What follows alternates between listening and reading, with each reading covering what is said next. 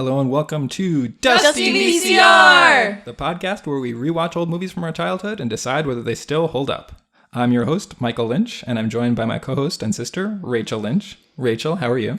I'm good. I had my last Saturday of working for hopefully my life. Oh, you got fired? Yeah, I got fired. Oh, that's so fun. I know. It's really fun. That's awesome. It's really nice. So what's your schedule now? My schedule is Monday through Friday, 9 to 5. Oh, that's good. Mm-hmm. Nice. I'm pretty excited about that because on Saturdays, there's barely anyone there. And I'm supposed to be, doing paperwork. Yeah. And I'm very easily distracted and poorly motivated. Oh, okay. Just poorly, so poorly motivated. I don't know why they hired me. That's a mystery. And so on Saturdays, there's barely anyone there, and there's no accountability. Oh, yeah. I need someone breathing down my neck. I need it. And there's nothing happening on Saturdays. And so I end up just searching on Google, like, best socks, looking up not old, but videos of, vintage YouTube videos. Vintage YouTube videos. Vintage porn. I would like to watch 70s porn at work. And we're also joined by our friend Zena Dreyfus. Zena, how are you? I'm doing pretty well. I went on a pretty fun Tinder date today. Oh, yeah? Just a little recap for our dedicated listeners out there. As you may know, Rachel and I have a business. It's called Home Wreckers. Right. Specializing in demo work and stealing husbands. Yes. So we decided to put that for like my Tinder bio. Yeah. And it's kind of like a good weed out, get a sense of like people have a sense of humor. Yeah. So I went on this Tinder date today, and he at some point asked me like, "So what is the story with the husband stealing?" And I was like, "Oh, you didn't get it was a joke. Okay, okay, cool. So you're just down with that, okay?" Oh. So what did you tell him? You just were like, "No, it's made up." I mean, he I kind of had to explain to him it was a joke, and he was like, "Oh no, yeah." I kind of thought maybe it was a joke, but I maybe thought there was like a real story behind it. Yeah. So you guys getting married? Mm-hmm. Oh, that's good. Yeah. No, we already did get married. Oh, nice. Yeah. Oh, off mic. We should have done that on the podcast. You should have been like, "Oh, I'm recording a podcast later, and we can record our vows." Oh. Because then you really have to be held to them if they're on the podcast. Yeah. Oh my God, absolutely. But I wasn't gonna wait like a full 5 hours to get married for That's the true. podcast. Yeah. I mean, yeah, you like to get married really fast. I do. That's something we know. We all know about. She's a quick marrier. She got me in quick. And lastly, we are joined by a guest, local comedian Molly Hynes. Molly, welcome. Hello, thank you. How are you doing today? I'm great. Yeah? Pleasure to be here. Okay. Yeah, we were wondering which emotion you were going to have. It was a here. pleasure. That's okay, what I good. went with. I feel good about it. You were talking about chores that you did earlier, and I just wanted to know what chores were they? I did a lot of laundry, and I folded it, which I feel like I'm becoming an adult in that I kind of look forward to folding laundry. You look forward to that? Yeah. Wow. That's like my special time. Now, what method do you use folding your laundry? I take them... And you can't see my hands, but I'm doing this you folding can't see gesture. Molly is doing a folding motion. Yeah, and then I fold them again. Oh! Ow. Oh! She got too excited. Got too excited. The folding. I just went back to folding. I just learned the Marie Kondo folding method. Oh. See, that's what I've been doing, Yeah. and you know what? Fucking hate it. Oh, really? What does she do? I don't know. If you want to do a quick... You fold it so that it kind of stands up. I just do it for t-shirts, but you fold them so that they stand up on their own fold, so that they're sort of like a napkin. Yeah, kind of, but like a long... It's just more like a little roof. So the idea of it is so that you can see all of your clothes. When you open your drawer, it's like all in a row like that, and you can see everything and say like, oh, I want to put this, instead of having to like dig underneath of stuff. Like a dog. Like a dog, which is great, but the folding part. Oh, Yeah. the folding part. Yeah, it takes a long time. I just hate it. And I think maybe part of it is that I don't have the right height of folding surface because it hurts my back a lot. Oh, I just sit on my bed and do it on my bed. Yeah. You sit and you fold. Sit Yeah. and fold. The sit and fold method. That's I do that Sit, as sit, well. fold. Yeah. Oh, you sit and fold, huh? You know what? Speaking of sit, fold, I wish going back to We're multiplicity. going back to multiplicity as we do every episode. Every episode, do a callback to multiplicity. I really wish that they had shown in that scene what he's doing. I thought they did. They don't show it. Wait, what'd you say? When he's folding? explaining Tuck, tuck, tuck, tuck, fold. fold to preserve food in aluminum foil. Molly, do you know multiplicity?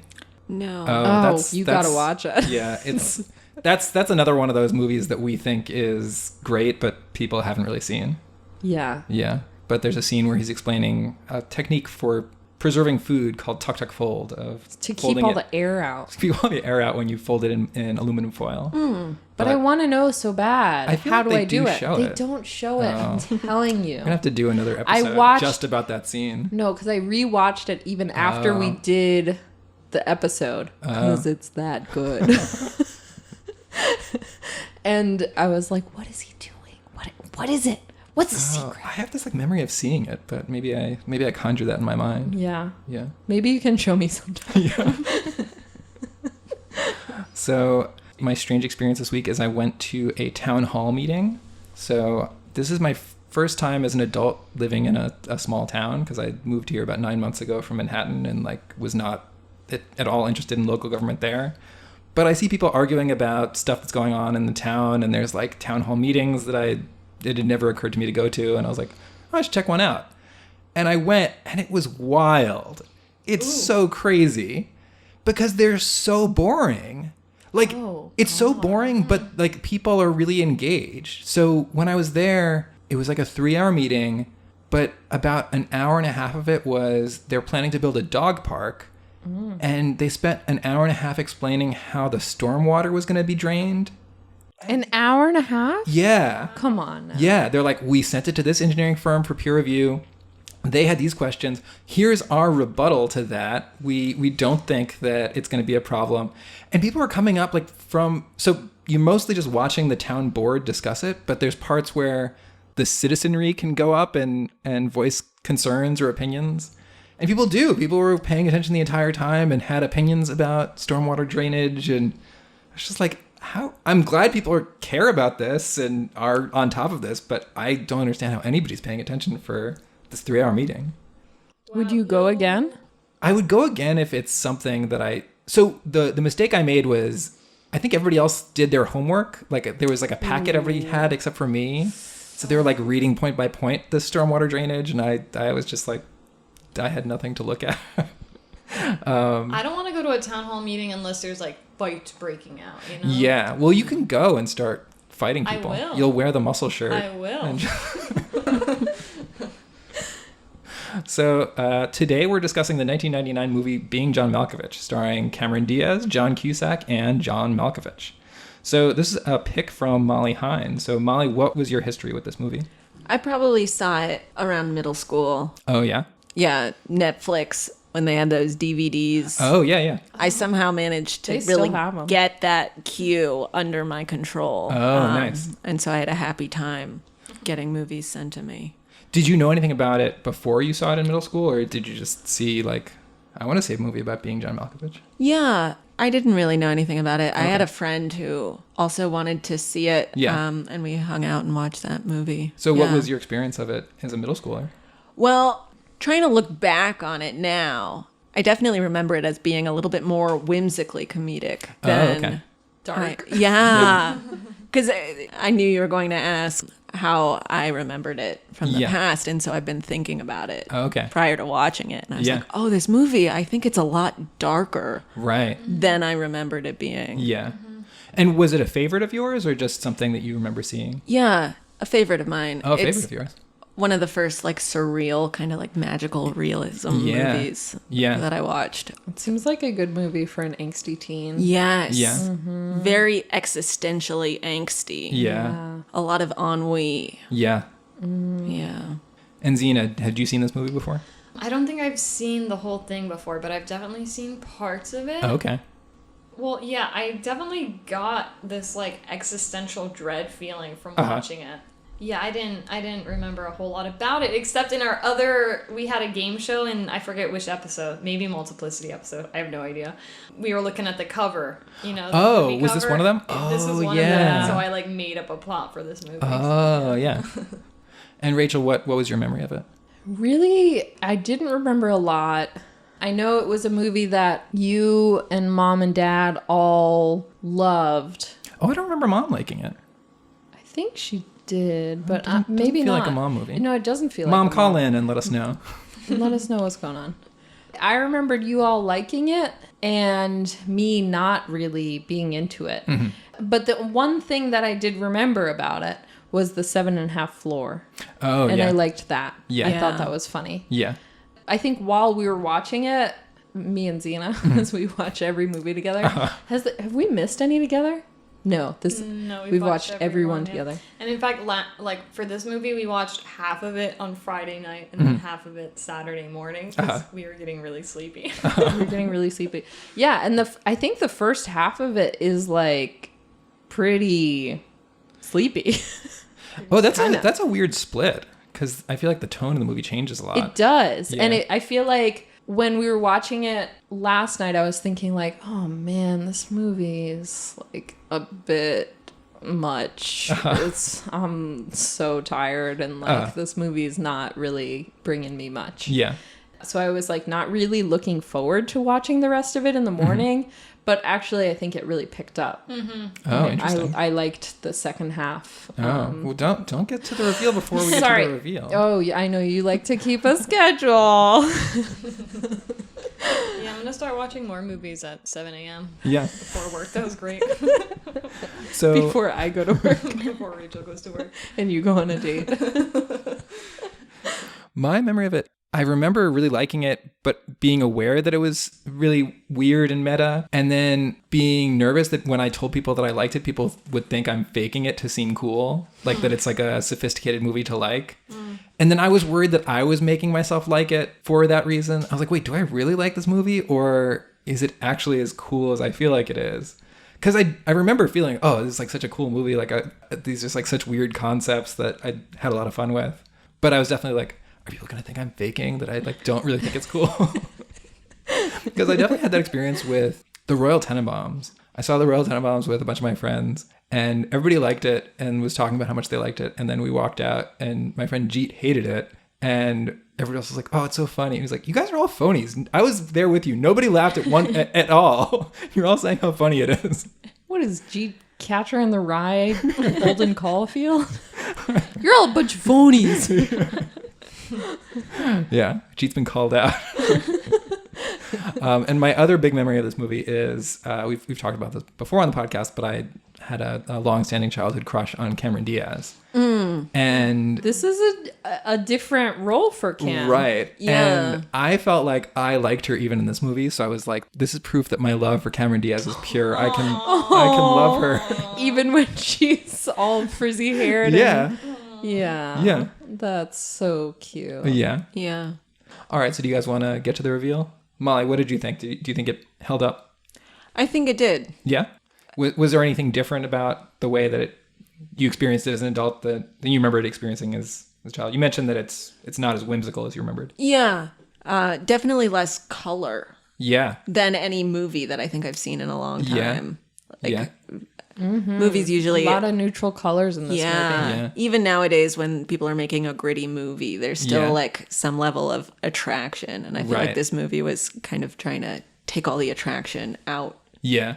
Well, especially John Cusack and Cameron Diaz were Yeah. sort of rom-com stars around that time. Yeah. So it's interesting, even Yeah. that they would agree to be in this Right. movie, where you were saying, oh, I kind of had a crush on Cameron. Right. Or maybe not kind of, a very serious. Oh, very serious. Very serious. Very serious. Madly in love. Yeah. I think watching this made me a little bit less on that Cameron Diaz band camp, where people would be like, I'm in love with her. And I'd be like, really? That's so weird. Yeah. She's weird. She kisses chimps. Yeah. With duct tape. Yeah, that's true. Yeah. And Xena... Wait, I have thoughts on Okay. the blandness. Okay. I guess I wonder if it's supposed to show how like their lives were so bland and terrible and boring that even John Malkovich was like way more interesting.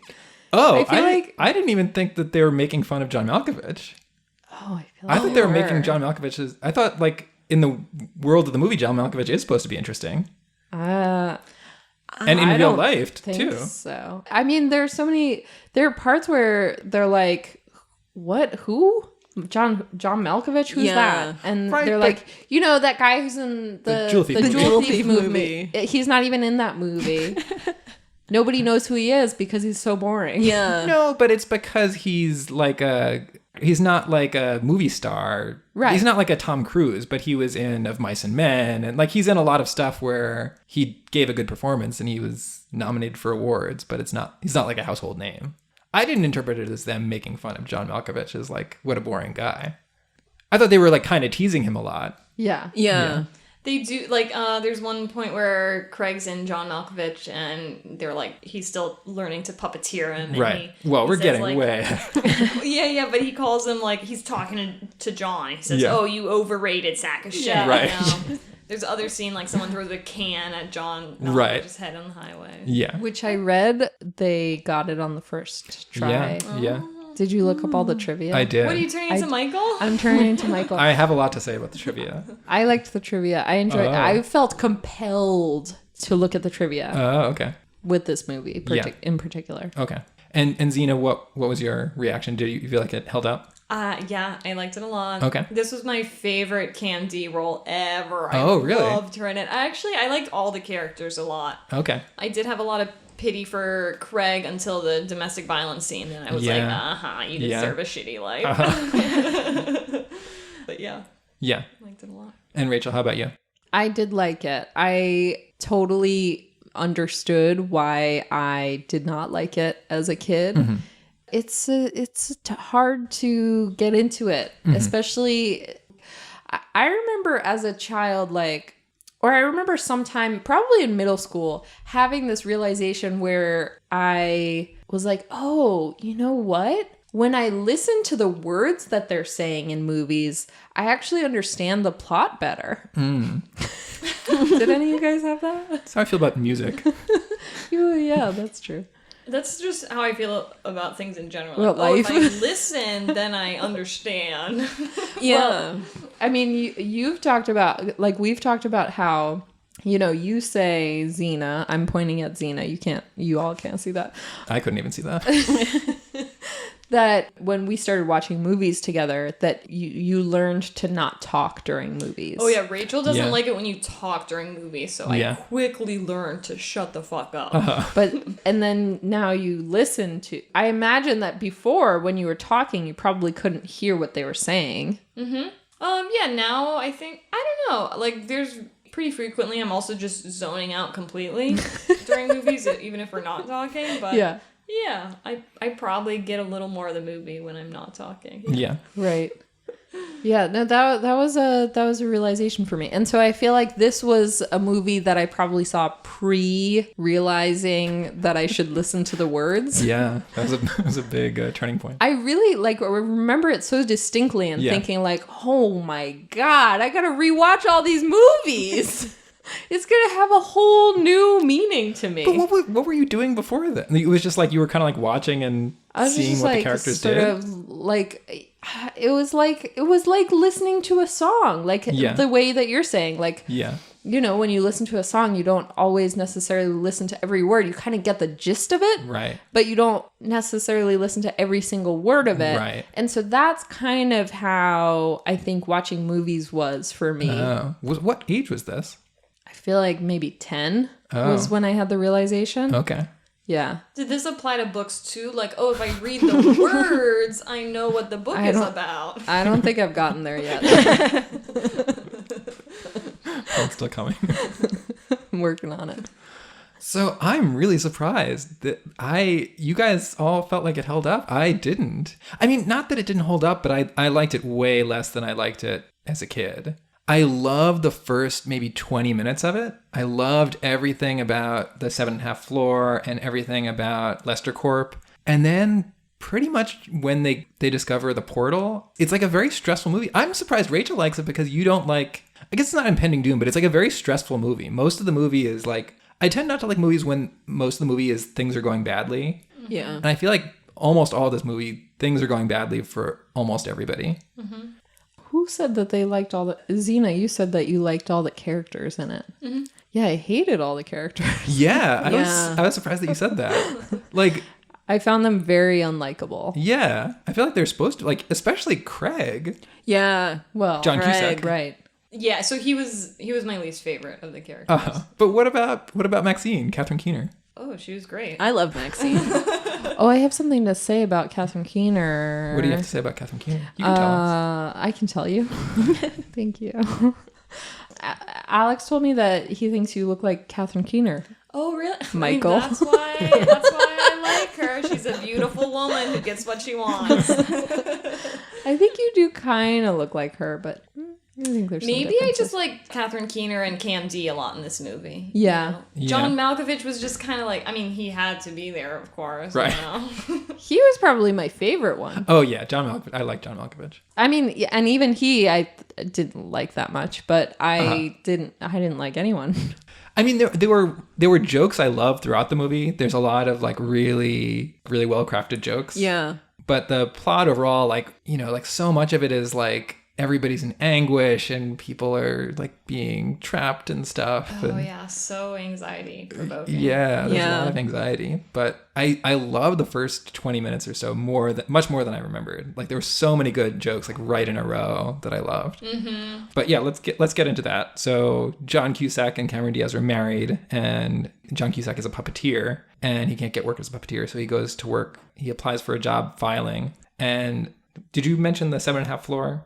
I did. I love the 7.5 floor. The whole idea of it. So like it's a floor between two floors of a building, so it's half height, and everybody's walking around kind of like crouched down. And everybody's treating it like normal. It's like a little miniature office, and everybody's walking through the halls and sitting in chairs and acting like it's a normal office. I just love that. Yeah, what's up with that? It's like, oh, this is life. It's really fucked up. Yeah. We're just gonna deal with it. Yeah, that's one of the moments that at first seemed really whimsical to me, but now looking back at it, like working, you know, with that kind of just forced defeated posture, Right. just as the norm. Right.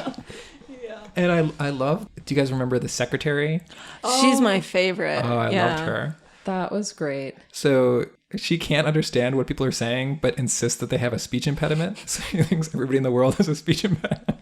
And so the owner of that company, Dr. Lester, he keeps talking he about has a speech impediment. he really thinks he has a speech impediment, and he keeps talking about, oh, what's her name, Flores? Yeah. Yeah. Flores she puts up with my speech impediment. He says he has a stutter, right? Yeah. Yeah, and she It's indecipherable stutter. right. And so people keep saying like, no, I can understand you perfectly. Right. And he's like, you're too kind. Yeah. Flattery will get you everywhere. But I love he sits down with Dr. Lester, and the secretary had misheard his name as Mr. Juarez. Yeah. And he's like, so Mr. Juarez. He's like, actually, my name is Craig Schwartz. He goes, security! And he's like, no, I think it was just a misunderstanding with your secretary. He's like, she's an executive liaison, and I'm not banging her, if that's what you're implying. It's just like so many great jokes, like right back to back. And then he tries to trick John Cusack. He asks him to alphabetize 2 pieces of paper, and one of them just has a nonsense symbol on it. It's like, that symbol on the left, is that a letter, sir? He's like, you're good. Just trying to trick you. I loved all of that. And then I also love the introduction video they showed to all the employees on the 7.5 floor about the 7.5 floor. Oh my god! They're watching a video of why it's a half floor, why it's short. I was dozing off a little bit, but there's like a short person. Oh yeah. This man like made the 7.5 floor for his very short wife so she could reach stuff and things could be accessible. Right. I just feel like I've had that experience like being at a new job orientation and I'm just like looking around and I'm like, wait, is this like are you guys like seeing what I'm seeing? Like this is like so bizarre right now, like what we're doing or the way they're talking to us or like that's a good one. Yeah, that's his orientation for his job, but it only talks about why the floor is short. There's a joke. I think my favorite joke of the movie is the building is called the Merton Flemmer Building, and they're talking about that it's founded by this Irish ship captain, and he's like decided to build this building, and he named it the Merton Flemmer Building after himself and someone who, according to legend, was named Flemmer. Like they've done this whole history on Merton, and like all they know about the other guy is like probably his name was Flemmer.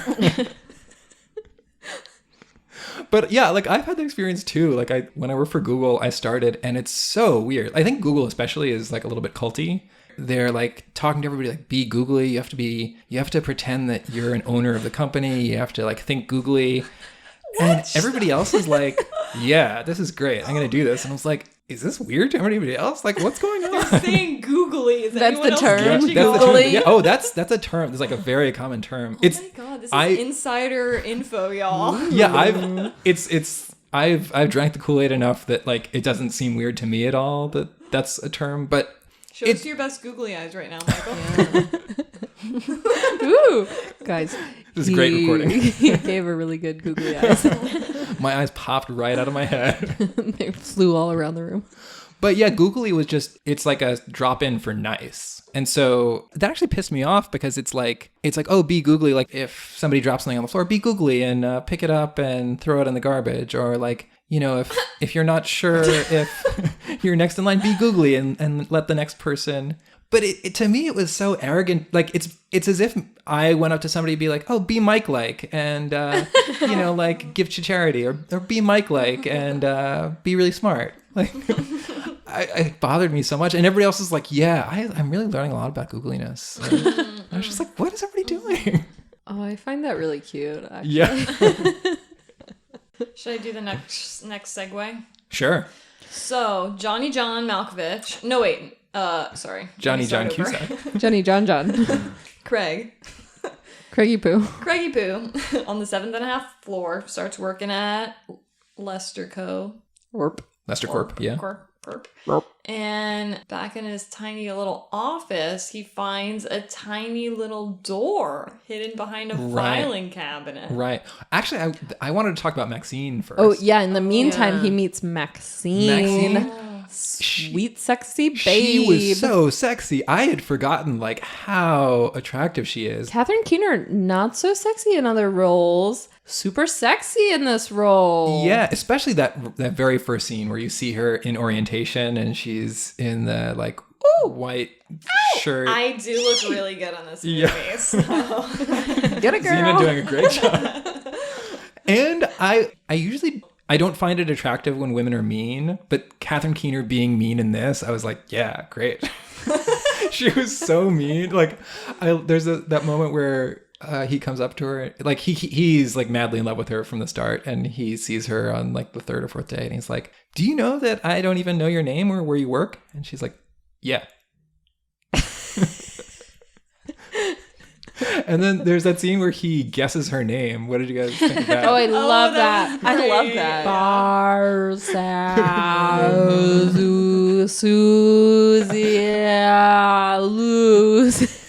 Maxine.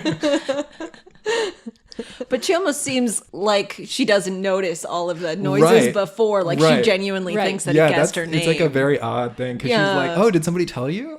Like, no, you just saw him do all that stuff. Do you think she's supposed to be humoring him in that scene, though? I think so.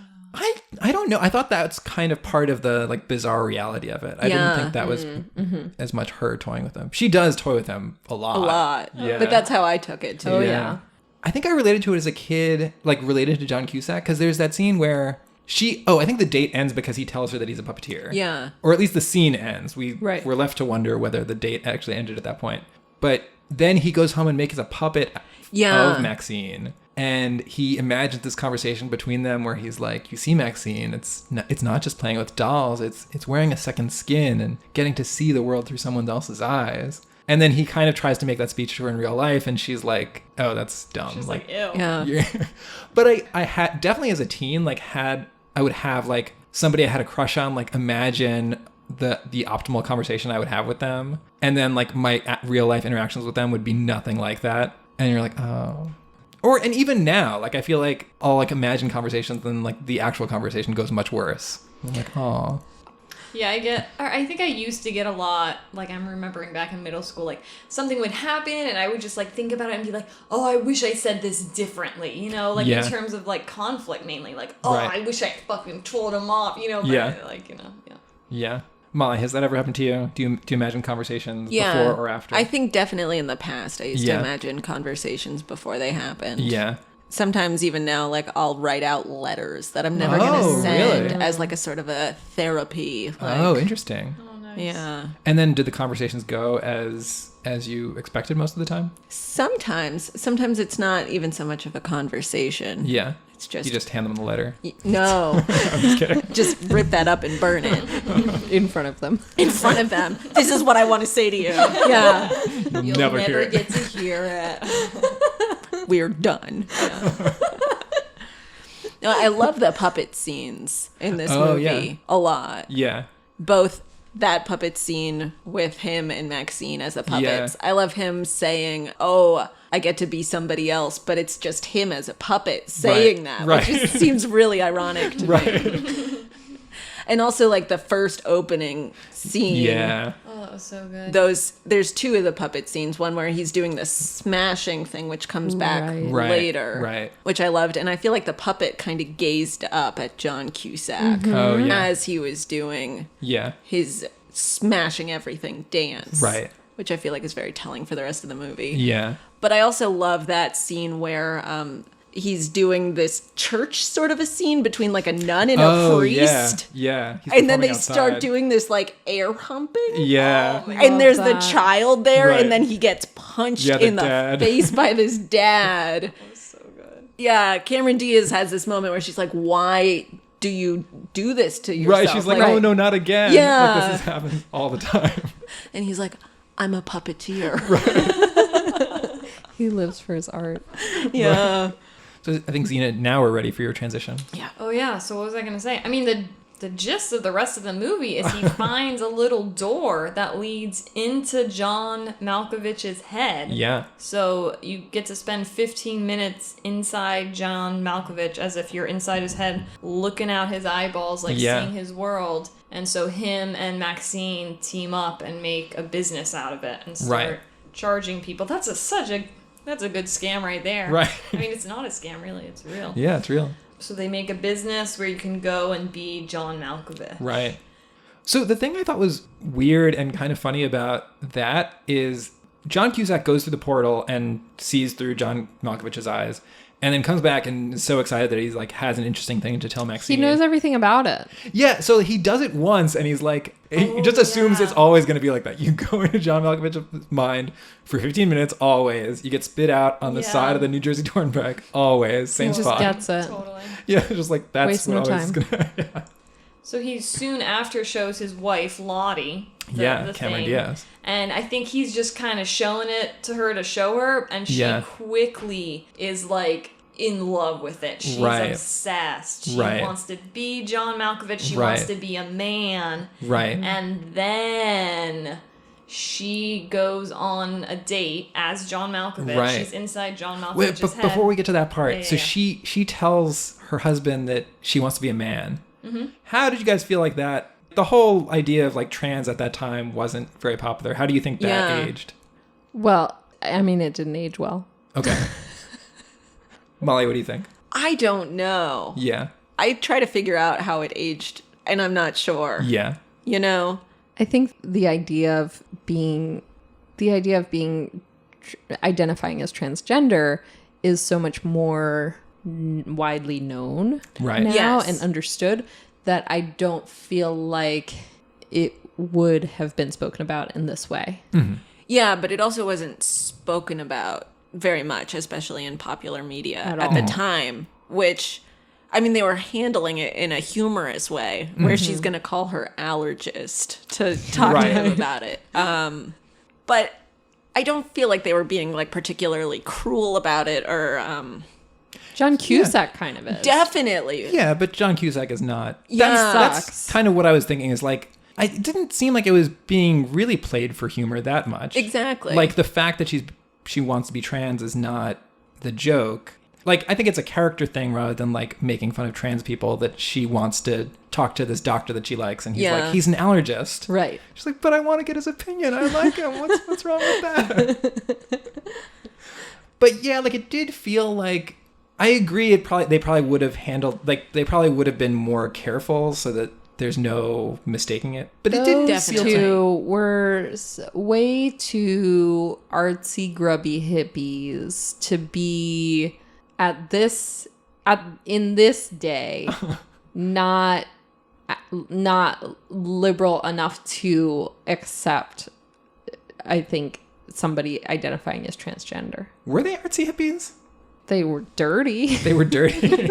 They smoke joints. They smoke weed. Anybody who's dirty would They be smoke weed. okay with being and their transgender. hair was real frizzy and long. Yeah, that's true. That's how I identify hippies. Yeah, and so as Zena was saying, Lottie takes over John Malkovich's body and goes on a date with Maxine, or she just is in Malkovich's body, and she like starts falling in love with Maxine. And then we later find out that Maxine knew and liked Lottie. And so there's that scene where he invites Maxine over to his house for dinner. And I really like that. They're both flirting with Maxine because they're both in love with her. And Cameron Diaz's way of flirting is, do you know that Eskimos have not one, but 48 words for snow? Because they have so much snow. That's a joke that didn't age well. I don't think Eskimo is the correct term anymore. Oh, true. That's aged so badly. Yeah. And I don't think that snow fact is true either. No, so. that's been busted. Yeah. So yeah, we gotta do a revision where. And they don't have snow anymore. Yeah, it's the desert. Yeah. Climate change. Climate change is real. But then yeah, like they're both like heavy flirting with her, and it's like, oh Maxine, do you want to see my puppets? Oh, you want to see my chimp? Yeah. And then they both start trying to make out with her at the same time. And she says that she's actually in love with Lottie, but only in John Malkovich. Yeah. And so, yeah, they start planning it out so that Maxine will go on dates with John Malkovich. And then Lottie, Cameron Diaz, knows when that's going to happen. And so she goes into Malkovich's head at the time. And of course, John Cusack is very jealous because he's in love with Maxine and he really wants to be on dates with Maxine.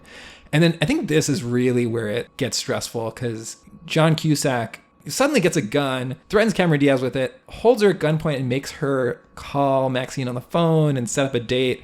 And then he ties her up and locks her in a cage with her chimp. Yeah. And then he goes on the date and then he figures out that he can control John Malkovich. I really did like that. So Yeah. they start having sex and John Cusack is like, move right hand across left breast, move right hand across left breast. And then he does it and he's like, oh my God, oh shit, he did it. And then like John Malkovich is like, oh shit. And then, like, John Malkovich is freaked out because he's like, I didn't say that. Like what happened? But so throughout this, I felt like John Malkovich must have had so much fun making this movie. Mm-hmm. Yeah. He gets to do so many silly things and like make fun of himself. There's so many lines where what you said earlier, where he's like, he calls himself an overrated sack of shit. Yeah, Right. yeah. Like he's playing John Cusack. And he's so good at, when John Cusack takes over him, he's so good at playing Craig Short. He's so good at playing John Cusack's character as John Malkovich. Right. I love that.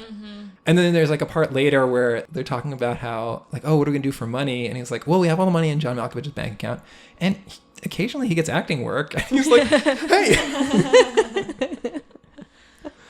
So as he does it more, he realizes he can completely take over John Malkovich and control his entire body. And then Maxine finds out but she's okay with it because she is obsessed with this idea of control, because she knows that she can control John Cusack. John Cusack can control John Malkovich, so she's like controlling lots of people. But it means that she's leaving behind Cameron Diaz, who is in love with her, but now is boxed out of John Malkovich. Yeah. And then, we skipped over the Charlie Sheen part. Yeah. Oh. Can we do a quick aside about Eli the chimp? Oh, yeah, Elijah, yeah. Elijah, because that's one of my favorite little side plots of the movie. I remember that, and it's like, it was much sadder than I remember. Yeah, well, because Cameron Diaz throughout the movie is saying, Elijah has an ulcer due to a traumatic childhood experience. Repressed childhood Yeah. trauma. So now we're giving this chimp psychotherapy. She like whisper it. Right. And then it's funny because part of the joke is like Cameron Diaz, she's, do. Cameron Diaz is out of it, so she doesn't know, it's like, look at Cameron Diaz being nutty. But then there's the scene where it turns out totally spot on. Right. This chimp has traumatic history. Right. Because he couldn't help his parents when they were tied up. But he gets to redeem himself. I hope he got closure. Yeah. That's maybe one of the happiest endings Oh, Right. for all the that's characters. sweet. Right. Yeah, he can work through that. Yeah. But then, so John Malkovich eventually figures out what they're doing, and he finds out that Maxine and John Cusack are running this business. And he goes, so there's a scene where he puts on like an I Love New York hat, and he like kind of dresses up as a tourist and wears like a dopey hat and sunglasses. And he's following Maxine. And I was watching with Allegra, and she's like, what is this? Does Maxine have a stalker? And I was like, wait, do you not recognize this character? And she's like, no, who is that? I'm like, that's John Malkovich. Like, he just put on a hat and glasses.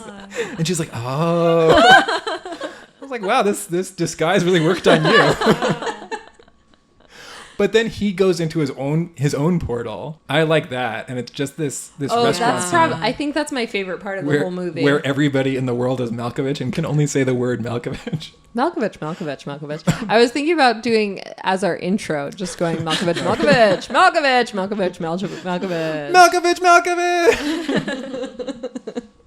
I like that a lot. I wonder how they did it. Like, because he must have had to dress up as all these different characters, and they stitched it all together. Yeah. Did he? Well, or did they just use his head? Yeah. Use his head because he was like a child. He's on some boobs. That's true. But I think I guess they didn't you see him on the boobs? Because you can put boobs on somebody, but I don't think you can make them look like a child. Right. Naturally. I love this the lounge singer. The lounge singer. Malkovich. And they credit that in the credits. I looked at all the songs in the credits and it had that in there. Wait, I want to take this opportunity. You said you liked the trivia for this movie? I was compelled to read it. But you now said that I you feel liked judged. I read it and I thought it was the dumbest trivia of I think I wanted it to be better. What was some of the trivia? So one of them was let me pull it up. Michael's being very googly right now. So a lot of them just seem like not remarkable at all, and just like in awe that somebody made a movie at all. Oh yeah, they're all like, they asked John Malkovich to do the movie, and he was like, and then 2 years later he was like, okay, I'll do it. Yeah, and like that's. But then he did it. This is my favorite one. When Cameron Diaz was dressed up in character and talked to some members of the crew, they thought she was a stranger. Wait, that was actually my favorite one. What, really? Yeah, because not their good friend Cameron Diaz. What do you mean by that? What does it mean for Cameron Diaz to be a stranger to the crew? Like they didn't. Because they I know they don't. I feel like it's just such weird phrasing. Like they didn't recognize her, but they thought she was a stranger. Not like what's their relationship with Cameron Diaz? Like the craft guy. Well, you don't know. You don't know. Give us more. Yeah. Oh, this is another one that I thought was really dumb. John Cusack actually took some marionette puppeteering lessons in order to prepare for the film.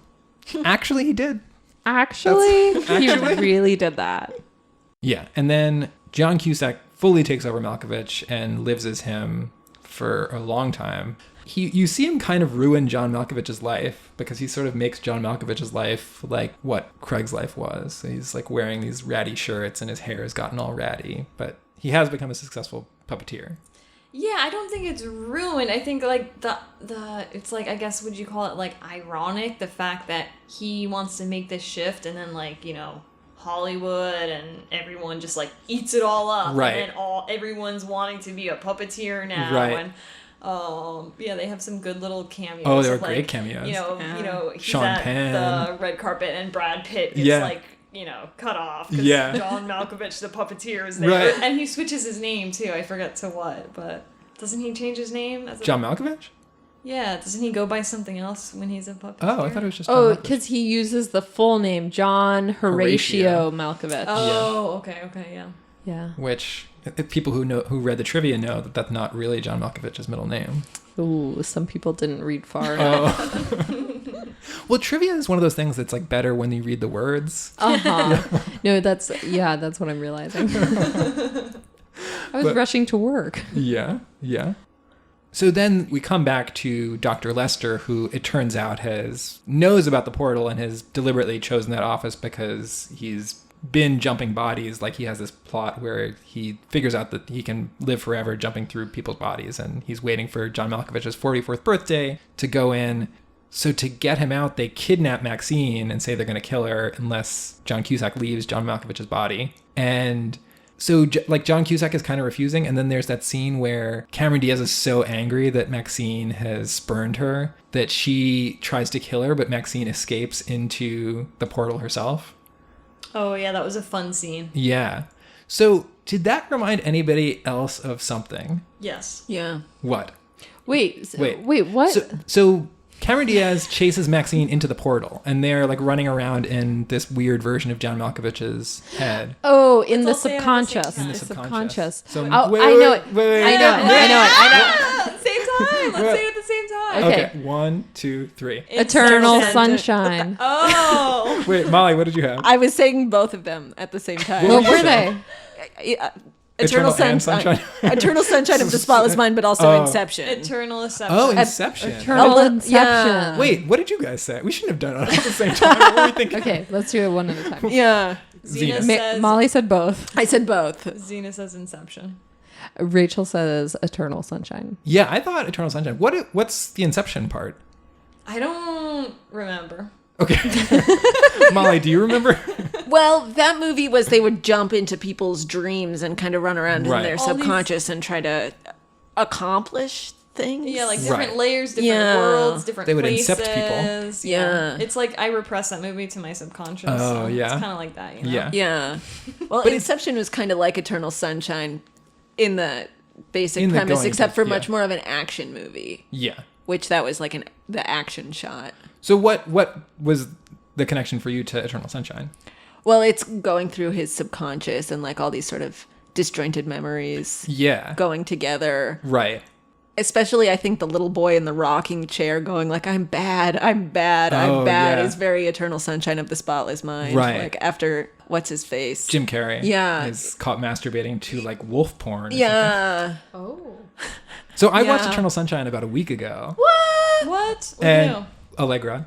And To so practice for this movie? To practice for this movie. And so we were watching this movie, and I was like, Allegra, does this remind you of anything? She's like, nope. And I was like, this is exactly like a movie we just watched. And she's like, My Cousin Vinny? No! Wait, you watched Eternal Sunshine a week ago? Like a week or two ago. And you watched John Malkovich before or after that? I watched John Malkovich last night. Oh, So okay. after. You didn't fall asleep? I didn't fall asleep. But yeah, it's really similar because in Eternal Sunshine, both written by Charlie Kaufman. Oh, Charlie Yeah. Kaufman. Yeah. Both.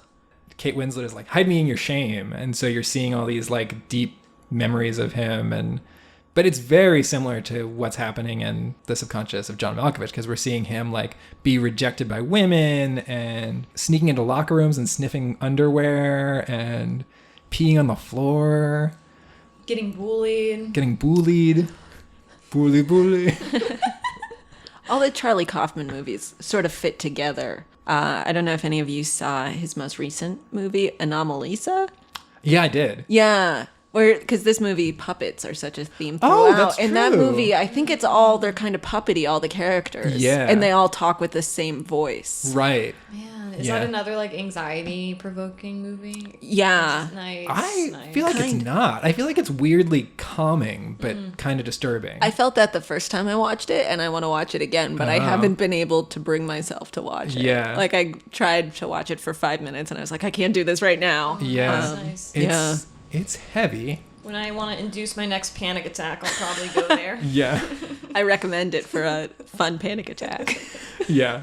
And so John Cusack actually, like, eventually does decide to leave John Malkovich. And then there's kind of a nice joke there where John Malkovich, who has presumably been like just watching his life through John Cusack's eyes for like the last 7 months, like finally gets to be free. And then 2 seconds later, like Dr. Lester and everybody else goes in and takes over his body again. So now he's stuck like watching again. Yeah, which I was confused by. Why? Well, how does that work? There's so many of them. Well, they just all they share control. Take turns. Yeah. Yeah. And so then what happens? Then there's the baby There's and the Maxine baby. and the baby and Lottie and Maxine, they get together. Yeah. And the baby's hanging out. And what's going on? John Cusack is the baby? John Cusack is trapped inside the daughter. Why is he trapped? He's suppressed in the subconscious. What do you mean? Yeah. Why? Because if you go in too early, they explain that the young. This is another thing where, like, if you listen to the words of the movie. Yeah. No, Look at Dr. the Lester textbook. explains that because the host is so young, the host is so strong that they can force you into powerlessness. So you're like trapped watching somebody else's life through powerless to do anything. And so, you're seeing. Oh, good. That's a relief because I was feeling worried that he was gonna John take over. Cusack was the baby. Same. He is the baby. Yeah, kind of. I know, But he can't he's control not. it. He can't control it, so Yeah. he's just watching. So Yeah. that's his punishment. Right. That's great. creepy. Yeah, I missed that too. We must have been making out. I think we were having a little makeout session when that was happening.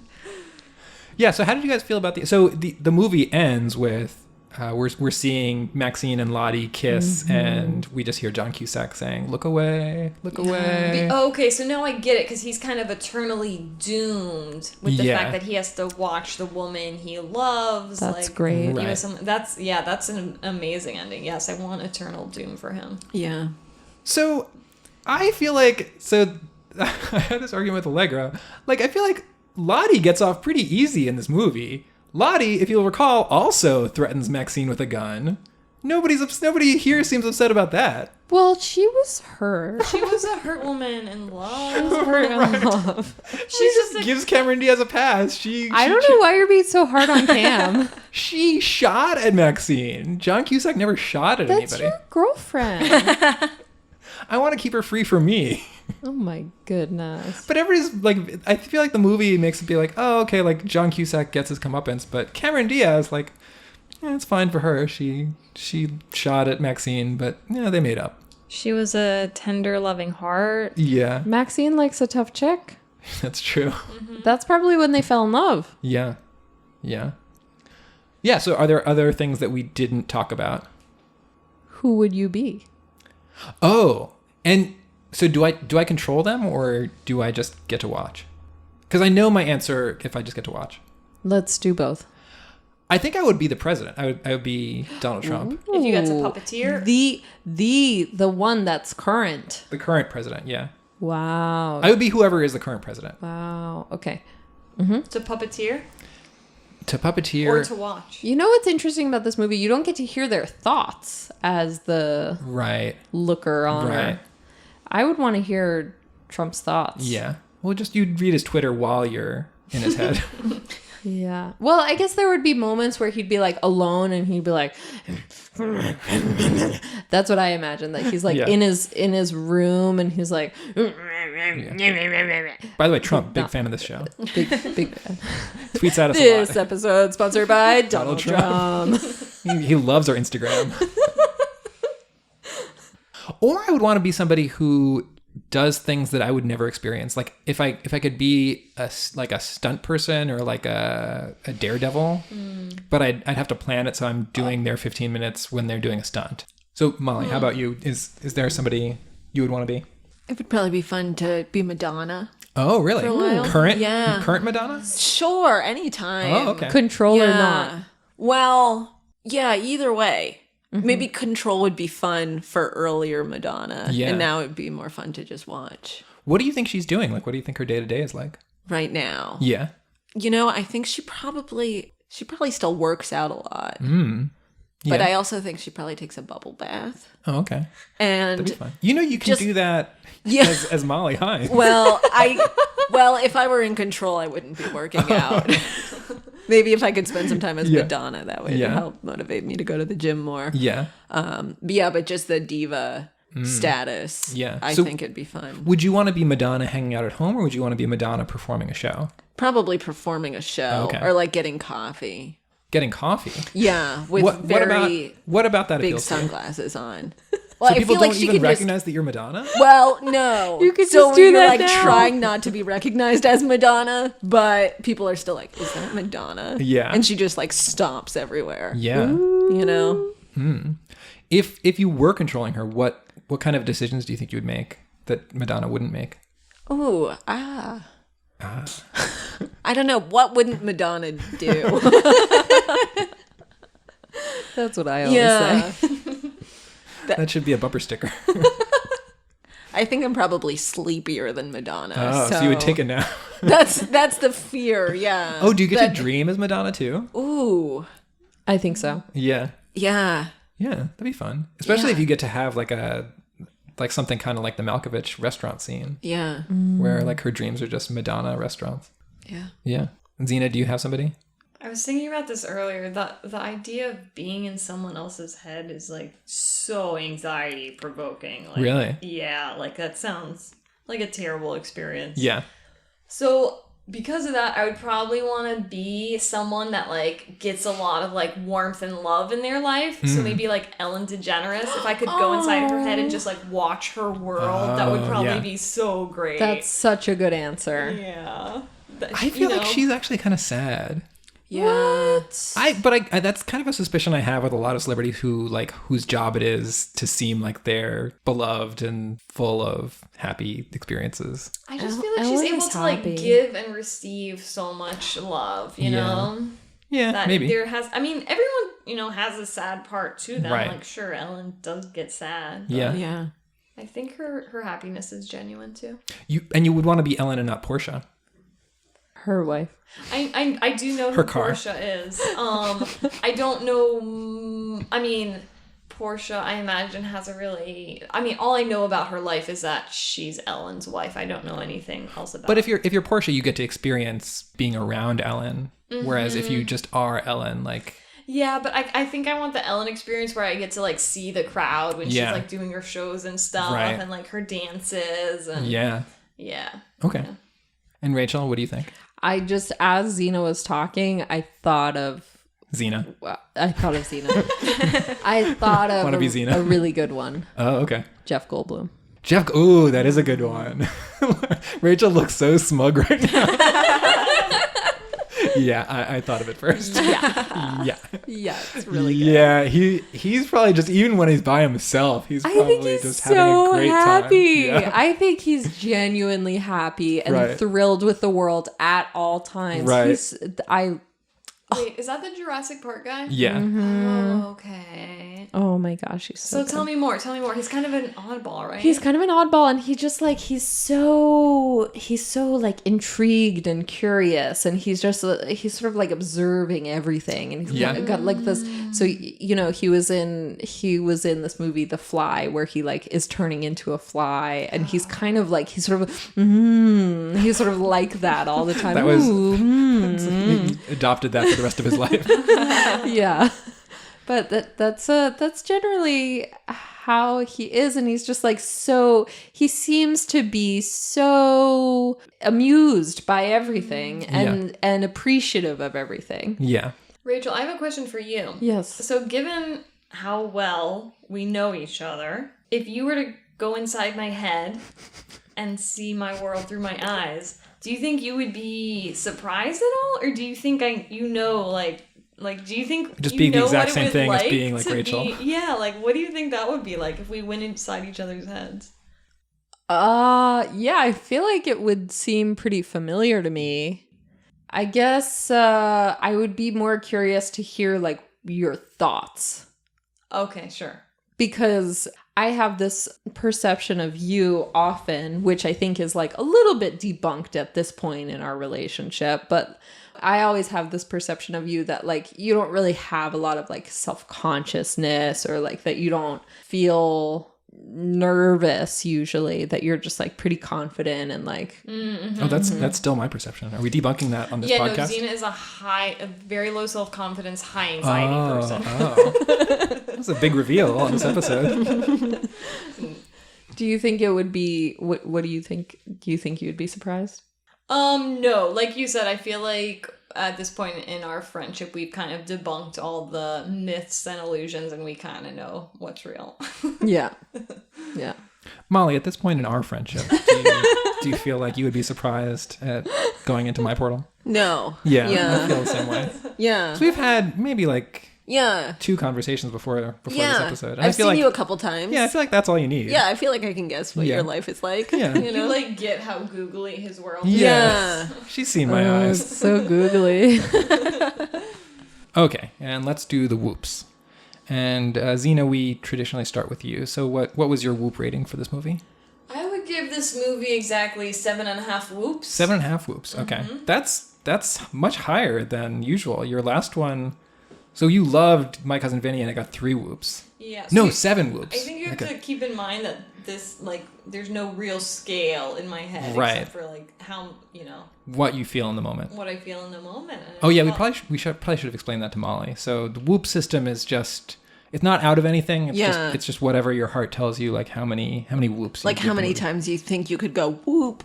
Yeah, that's a strict definition. Okay. That's the original definition. But it's evolved. It's evolved. So for example, what did you give My Cousin Vinny? 1,000 whoops. No, it was in the millions. A million. Wow. I'm so sorry. I'm so sorry, Vinny. I think it was a million, and then you retroactively changed multiplicity to 2 million whoops. Yeah. Okay. Mm-hmm. So we're at 7.5 for Zena. 7.5. So this one was like kind of like whoop whoop whoop whoop whoop whoop whoop. whoop. Okay. Like that. All right. And Rachel, how about you? I love that score. I think I'm just going to piggyback right at it. So you're giving a whoop rating to Zena's score. I give Zena's score, honestly, are we being honest? Honest. Let's be honest. Let's be honest. I'm giving Zena's score 50 million. Whoa. Wow. Even you beat multiplicity, which we didn't think was even possible on this podcast. Although now I retroactively give multiplicity 49 million whoops. 49. Okay, so she's still beating it, but just by a smaller Just by margin. a hair. Yeah. Just by an eyelash hair. Just by an eyelash hair, like what you found in the pizza we had right before we recorded. Exactly. That's a callback to something the listeners weren't there for. Yeah, pizza. We really have to start recording these pizza sessions before the podcast. Or we could invite all the listeners to come have pizza with us. Yeah, We could that's put true. the listeners in our head. They could see the world through our eyes. With our listener base, that is very practical. We just have to invite mom and dad to come over. And all of our listeners get to eat pizza with us. And Molly, what about you? How many whoops? Wow, I'm gonna have to go with I think 11 whoops. 11 whoops. Okay. Yeah. Any particular reasons for that? Well, 7.5 sounded good, but then it's 49. No. Oh, don't be confused. That's how many whoops were you? So I'm giving Zena you was- 50 that million was- whoops to Zena's score. And 49 goes to And- million, goes to multiplicity. Yeah, yes, exactly. And for this movie, I think I'll just piggyback Okay, on 7.5. Zena's 7.5. I loved Yeah. that score. Loved it. It's such a good score. But I'm like trying to go in So what's between your score of 7.5. Zena's score? How many whoops would you give Zena's whoop rating? Let's forget this movie. Let's just do a podcast about what Zena just said. For that, I feel like how many times can I say whoop is how whoop, whoop, whoop, whoop. I think that was 49 million. Whoop, whoop. I think that was about 49 million. I'd say that 50 many. million. That's how many. I couldn't do another one. Yeah, that was. But that was a lot. Sounds Yeah. like you gave it all you got. It was everything I had. Yeah. Zena's rating really stealing the show here. Really outshining Being John Malkovich. So I'll start with Zena's rating. I'll give it think I'll give it a solid 10 whoops. And my system is generally out of 10. For Being John Malkovich, I'll give it... Oh, it's so hard because I think I gave My Cousin Vinny 8. And there's like so many things I love about Being John Malkovich, but there's so much of it that I find unpleasant to watch. I'd say 8. Like, there's so many good jokes. You like it as much as It's so hard to compare them, though. Vinny Bag of Donuts. Vinny Bag of Donuts is like such a... Like, consistently, it's so much fun to watch. Right. But there's nothing I love in My Cousin Vinny that I love as much as the Merton Flemmer building joke, or just like the entire scene where Dr. Lester's interviewing him. I just love that so much. There's like so many good jokes right back to back. Just for that scene alone, I feel like it earns the 8 whoops.